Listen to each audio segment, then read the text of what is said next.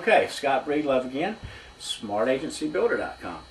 All right, so hopefully you've already looked into, if you're not licensed, getting your license taken care of. Got to do that first. Other than that, hopefully you've gone in the back office, filled out your paperwork, got it sent in. Now, the responsibilities of your sponsoring agent. Your sponsoring agent has some responsibilities, okay?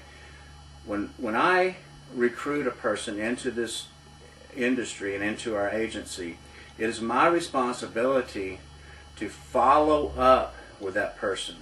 And as you've heard, I mean, the fortune is in the follow-up, and it pertains to everything. It pertains to the customers that you're talking with, also pertains to the people that you're dealing with in your organization. If they do not, I mean, now granted, now if you got somebody that's just a crybaby and doesn't want to do anything, there's not a whole lot you can do about that. But if you've got somebody, and hopefully everybody that's getting in here is a go-getter and wants to get this thing done.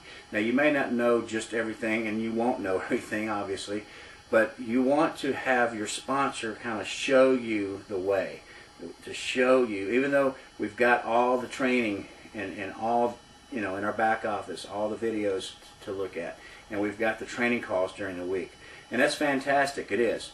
But you need somebody to help you keep you focused, okay, and keep you in line. And you need to sit down with your sponsor, whether it's on the phone or whatever, or in person if you could. But you need to set up a goal, you know, or a set of goals. And if you're working, then your goals are going to be less, and that's understandable, and that's great. Work until you get to the point where you can leave that job and just over broke problem deal. You don't want that. You want to make money.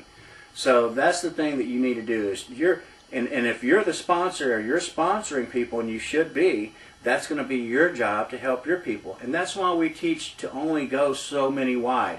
Now we talk about 7 wide, and you know, granted, sometimes it takes maybe 15 people to get a good core 7. You want your core 7. I mean, and I like to call them my hardcore 7. I want people that are just as excited about this opportunity as I am. I mean, whenever I got in, Mike Reeder, you know, he's my upline sponsor, and let me tell you, Mike didn't have to do a whole lot with me. I saw it right off the bat. I've had my own businesses before. I know how to do this thing. I know, I mean, not that I don't go to Mike a lot, and I go to Brad a lot, and I go to a lot of different people. And that's another thing that you're going to need to learn is 3-way calls. There is money, there is fortunes in the 3-way calls as well. You got to remember that. Don't just think that you can always do it, because sometimes it takes another voice, another personality to get into the mix of things to help some of these people see. They may not really see what you're talking about, but they might see what I'm talking about, or what Brad is or Mike or somebody else that you know. Now, if your sponsor is not helping you, then you need to either email me and let me know, not to hurt your sponsor or anything like that, but you need to get trained. You need some help, and that's what we want to do. We don't want you to get in this thing and fail, because we do not want that. If you talk to Brad, and again, Brad is like a coach. If you think that won't hurt Brad's feelings that you're failing, he takes that stuff personally, and you'll see that in his training calls.